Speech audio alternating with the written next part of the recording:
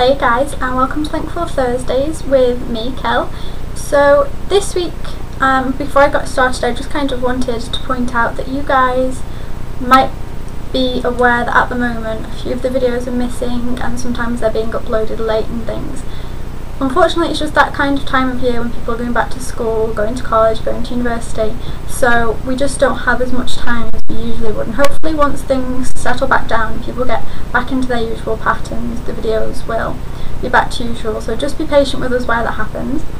So the topic that I'm looking at today is part of the new rota, and the new rota I created out of questions that you guys sent in on the slideshow that I put up last week. So for this first week we're actually looking at common myths surrounded by eating disorders and also trying to relate that back to the sufferer as well, so back to the predominance of you that do watch this channel. So my topic specifically is the visibility of eating disorders, and that is the idea that you would know by looking at somebody if they had an eating disorder. And also it goes hand in hand with that is that if you see somebody eat, then they obviously don't have an eating disorder. So I wanted to start by letting you guys know that the majority of eating disorders aren't anorexia nervosa. Unfortunately, the majority of media stories about eating disorders are focused on anorexia nervosa. And the problem that this causes is that the public's perception is that there is a visibility to eating disorders, because of course with anorexia often there comes very low weight.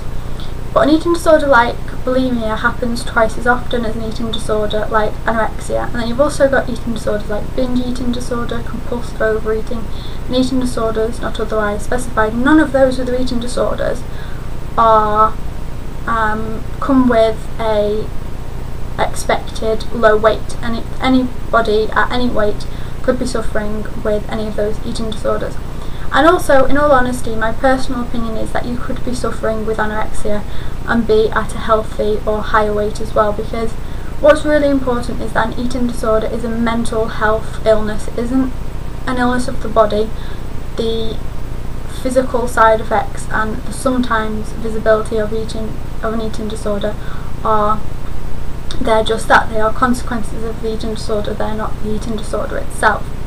So, you know, you might have a friend that looks perfectly healthy and they're at a regular weight, but you don't understand or you don't see the anxiety that person experiences. You don't see the constant internal aberration that person experiences around their weight and around their body and around their perception of control and their focus on eating and weight as an answer to their problems as well. And you know, if the person doesn't have a severe form of anorexia nervosa, then that's not going to be visible. You're not going to see that, and especially because the predominance of people suffering with an eating disorder do hide it because it's difficult to talk about, it's misunderstood, and there are all these myths. In terms of seeing somebody eat and having heard that they had an eating disorder, whether them eating in front of you means they don't have an eating disorder, you know, that again is answered by that same issue. If somebody with anorexia never ever ate anything, then you know, you would drop dead in the space of days. And putting that expectation on people, having that belief that people with eating disorders don't eat, is actually quite dangerous, because it puts us in a box where we feel as the sufferer that if we're not meeting that criteria, then we're not really ill, and obviously that could affect the help that we can get, the help that we are, you know, willing to put ourselves forward to get.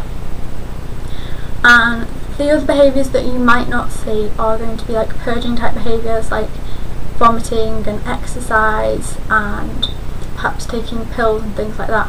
And they're the type of behaviours that somebody might be experiencing outside of, you know, their social life. They might eat when they're out with friends and things, but then they might go home and feel the need to compensate with something like that.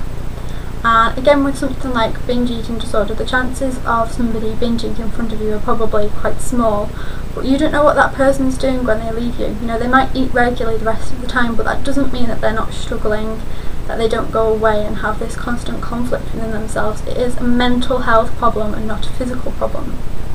And I do just think it's really frustrating and difficult for those of us that are suffering to hear people have this type of stereotype about what an eating disorder is.